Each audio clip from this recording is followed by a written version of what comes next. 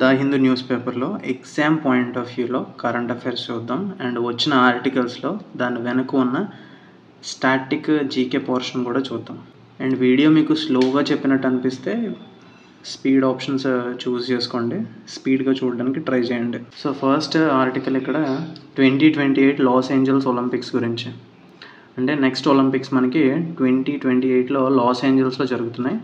So ఇక్కడ మనకి IOC board, international Olympic committee board approves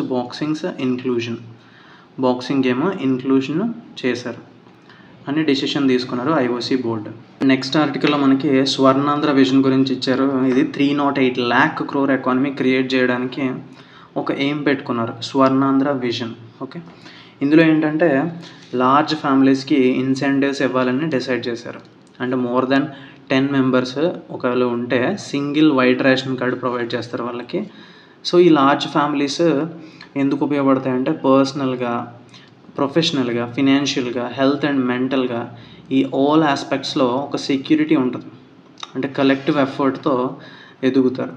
so large ఫ్యామిలీస్ని encourage చేయడానికి వాళ్ళకి ఇన్సెంటివ్స్ ఇవ్వడానికి కూడా ప్లాన్ చేస్తుంది గవర్నమెంట్.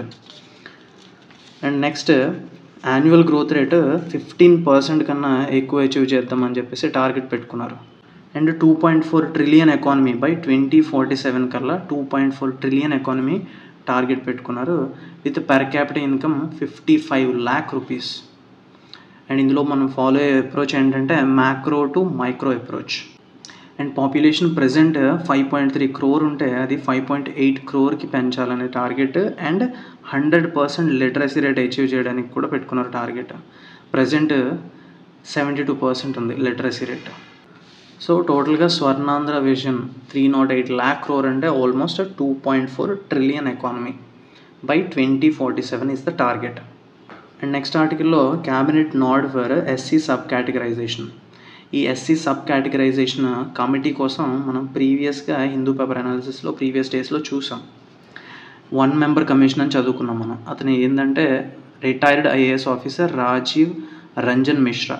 సబ్ కేటగరైజేషన్ ఆఫ్ ఎస్సీస్ అంటే ఎస్సీస్లో ఉన్న కమ్యూనిటీస్ని సబ్ కేటగరైజ్ చేసి వాళ్ళకి బెనిఫిట్స్ అంటే ఈక్విటబుల్ డిస్ట్రిబ్యూషన్ ఆఫ్ బెనిఫిట్స్ ఇవ్వాలని చెప్పేసి సబ్ కేటగరైజేషన్ని చేయడానికి ఒక కమిటీని నియమించారు. 1 member కమిషన్, ఒక్కలే ఉంటారు ఆ మెంబరు, రాజీవ్ రంజన్ మిశ్రా కమిటీ.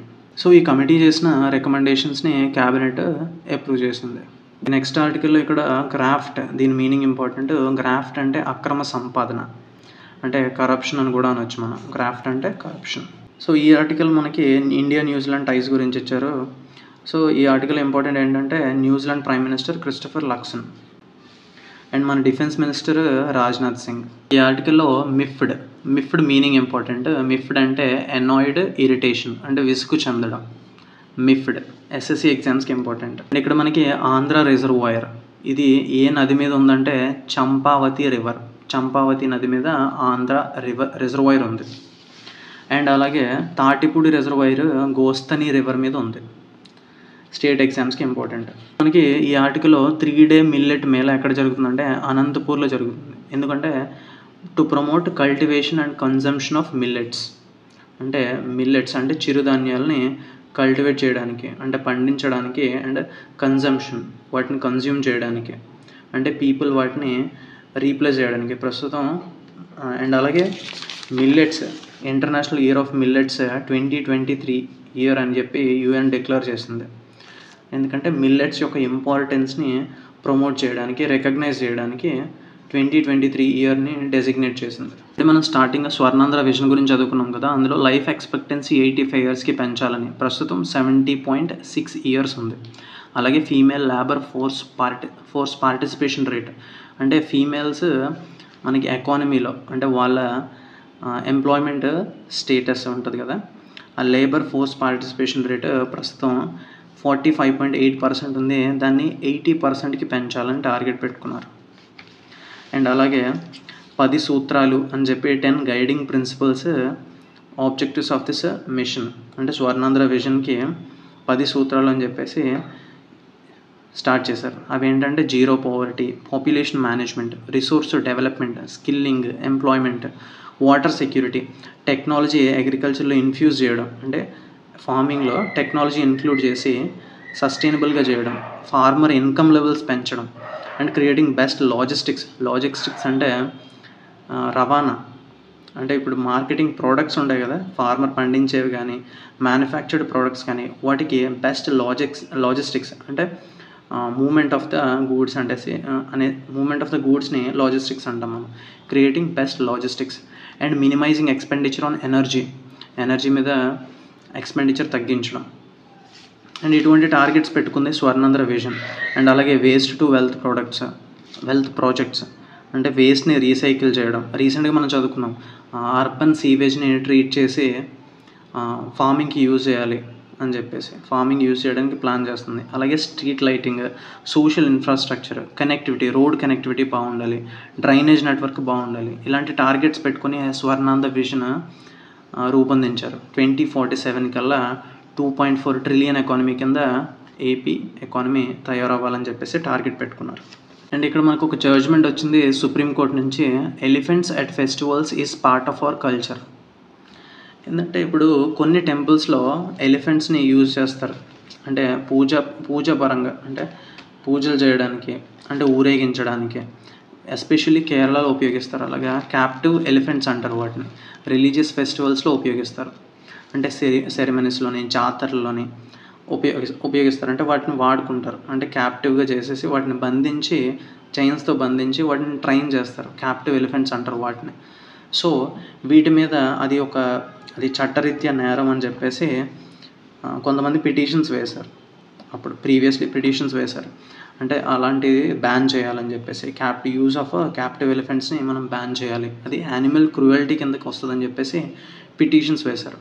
దానికి ఇప్పుడు సుప్రీంకోర్టు ఏమన్నదంటే, it's a part of our culture.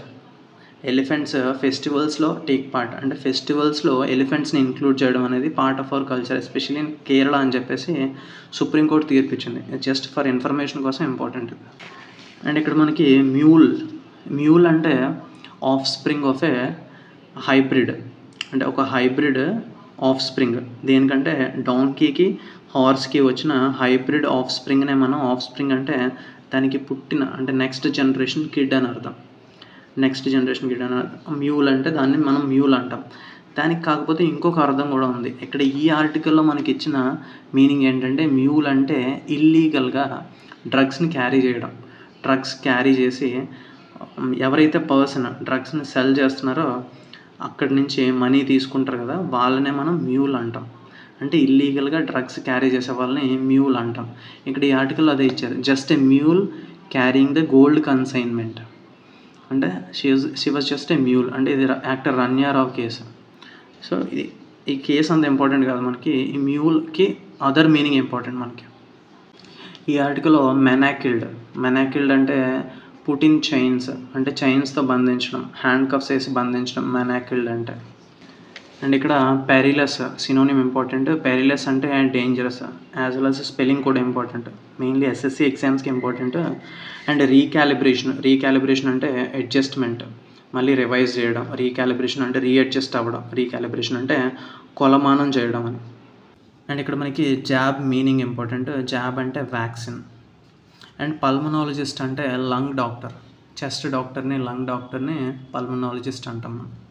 And Kerala chief minister Pinarayi Vijayan. And Kerala governor ఎవరంటే రాజేంద్ర విశ్వనాథ్ ఆర్లేకర్. అండ్ మన చీఫ్ జస్టిస్ ఆఫ్ ఇండియా ఎవరంటే Sanjiv Khanna. And solicitor general ఎవరంటే తుషార్ మెహతా. అండ్ ఈ ఆర్టికల్లో మనకి ఆర్టికల్ 142 గురించి ఇచ్చారు. 142 అంటే సుప్రీంకోర్టు ఆర్డర్స్ ఇష్యూ చేయడం. ఎందుకంటే కంప్లీట్ జస్టిస్, అంటే పెండింగ్ జడ్జిమెంట్స్ ఉంటాయి కదా, వాటికి ఒక ఆర్డర్స్ ఇష్యూ చేయడం. ఒక డిగ్రీ అంటే ఆర్డర్ అన్న డిగ్రీ అన్న ఒకటే, DECREE decree synonym for orders issue చేయడం. ఎందుకు? కంప్లీట్ జస్టిస్ ఇవ్వడం కోసం. ఆర్టికల్ 142 ఏంటంటే to issue an order for complete justice. And ఇక్కడ మనకి చైనీస్ ప్రెసిడెంట్ తెలిసిందే కదా, Xi Jinping. And Indian army chief ఎవరంటే జనరల్ ఉపేంద్ర ద్వివేది. అండ్ ఇక్కడ మనకి railway minister Ashwini Vaishnaw. And parliamentary affairs minister ఎవరంటే కిరణ్ రిజిజు. అండ్ ఈ ఆర్టికల్, ఇది సేమ్ ఆర్టికల్ మనం ప్రీవియస్లీ ఆల్మోస్ట్ 3 days నుంచి చదువుకుంటున్నాం, మళ్ళీ వచ్చింది ఈ ఆర్టికల్. సో రివిజన్ అక్కర్లేదు దీనికి. మనం జస్టిస్ జోయ్ మాల్యా బాగ్చి, ఈయన సుప్రీంకోర్టు జడ్జి కింద పదవి చేపడుతున్నారు. ఓత్ ఎవరిస్తున్నారంటే chief justice of India Sanjiv Khanna ఇస్తున్నారు. అండ్ సో ఈయన ఇన్క్లూజన్తో సుప్రీంకోర్టు జడ్జెస్ 33కి చేరారు. ఇప్పుడు వేకెన్సీ 1 ఉంది. అంటే టోటల్ స్ట్రెంత్ వచ్చేసి మనకి 34. సుప్రీంకోర్టులో జడ్జెస్ స్ట్రెంత్ ఎంత అంటే 34. అండ్ ఈయన కలకత్తా హైకోర్టు నుంచి సుప్రీంకోర్టు జడ్జి కింద ఎలివేట్ అయ్యారు. ఈయన టెన్యూర్ కానీ కంటిన్యూ అయితే 2031 మేలో ఈయన చీఫ్ జస్టిస్ అయ్యే అవకాశం ఉంది అని చెప్తున్నారు ఇక్కడ. అంటే ఈ నెక్స్ట్ ఆర్టికల్లో ఆర్టికల్ 12 to 35 అని చెప్పేసి ఇక్కడ మనకు మెన్షన్ చేశారు. ఆర్టికల్ 12 to 35 ఏంటంటే ఫండమెంటల్ రైట్స్.